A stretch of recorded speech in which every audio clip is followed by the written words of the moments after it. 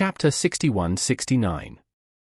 No one expected that the deal would be concluded so quickly, except Peter. He has full confidence in his vision and even more absolute confidence in his pricing. He firmly believes that as long as collectors have seen the real thing and can afford 20 million, they will not miss this big opportunity. After all, it's not often that you get the chance to make millions as soon as you get started. The other 9 competitors were a little depressed when they heard that collector number 1 had taken action directly. But they were all expecting it. After all, they had already taken advantage of it and knew that the bronze Buddha was definitely worth the price. The only person in the audience who was extremely shocked was the vendor who followed him to inquire about the news. At this time, his expression was simply that of a loser. His eyes were so wide open that he was staring at the bronze Buddha. And he asked himself a question repeatedly. Is this piece of shit worth 20 million? How can a piece of crap be worth 20 million? While he was still in shock, Peter had already sent his payment information to the number 1 collector from Eastcliff. Collector number 1 did not hesitate at all. He immediately opened his mobile banking and transferred 20 million directly to Peter's account. Later, he said to Peter, "The money has been transferred to you. Please check it." Peter's mobile phone just received a text message at this time. The content of the text message showed that he received 2 cash transfers to his account in the bank. 10 million yuan, the payer's name is Dao Leon Chen.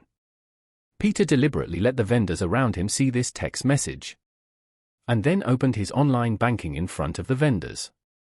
At this time, the balance of the bank card showed that his account had a total of 20.2 million yuan. Then he opened the income and expenditure details, allowing the vendor to truly see the specific details of the 20 million entered into the account. At this time, the vendor had recovered from the shock. He was fully aware of what was happening in front of him, and realized that Peter had made more than 19 million by relying on the fake bronze Buddha he collected yesterday. He was so jealous that he couldn't understand why such a thing could be worth so much money. After so many years of hard work setting up a stall in the antique street, he has not saved even 200,000, let alone 20,000. The money he earns every year, excluding food, drinks, and household expenses, is not even 40,000 or 50,000 left. As a result, he just opened a shop in Antique Street and earned nearly 20 million in one transaction. Comparing it to this, he wanted to die. It was also because of his jealousy that he had completely forgotten the 3 chapters of the agreement given to him by Peter. He looked at collector number 1 and said subconsciously, "Sir, did you really spend 20 million to buy such a thing?" When Peter saw that he was making trouble, he didn't say anything.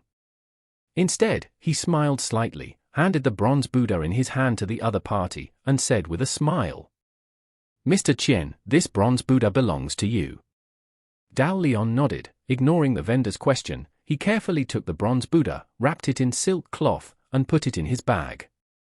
The other collectors saw that they had already cleared the money and goods, and knew that there was no chance of picking up the items, so they left one after another. After Dao Leon put the bronze Buddha away, he handed Peter his hand and said, "Boss Zhu, I have to hurry up and rush back to Eastcliff, so I will say goodbye first. If you have any good things in the future, you can contact me directly. You will find me most willing to bid. As long as the item is right and the price is right, I will pay you immediately." Peter smiled and said, "Okay, I will notify you as soon as I get something good in the future." Dao Leon nodded and then left with the 2 people accompanying him. When the vendor saw this, he became furious and quickly caught up. He said anxiously, "Mr. Chen, you can't buy this. It's fake." Dao Leon looked at him and frowned, and asked, "Aren't you a friend of Boss Zhu? Why are you trying to dismantle his business at this time?" The vendor quickly said, "I'm not his friend, I'm just here to watch the fun. I didn't expect him to dare to defraud you of 20 million. How could I just watch you suffer such a big loss?" Dao Leon smiled and said sarcastically, "I have been playing with Carperware for decades. Is it true or false? I can still get a rough idea, not to mention that the expert next to me is one of the most well-known experts in the field of bronze in the country. Even he thinks this thing is fine. How come it turns out to be a fake when it comes into your mouth? The vendor stamped his feet anxiously. Oh. Why don't you believe me? How could this be real? He spent 300,000 yuan on it yesterday. And the whole Orus Hill Antique Street knew that it was 300,000 yuan. You are deceived. This thing is not from the Ming dynasty at all. It is fake. Dao Lian laughed and said, "You are right, this thing is not from the Ming dynasty. Since it is from the Northern Song dynasty, then it is worth the price." As he said, Dao Lian added, "I have watched the video you showed me before. And the person in the video is a complete layman, and now it seems that he is not only a layman. He is not the only layman. And all of you who believed that video are laymen, and you are not worthy of dealing in antiques.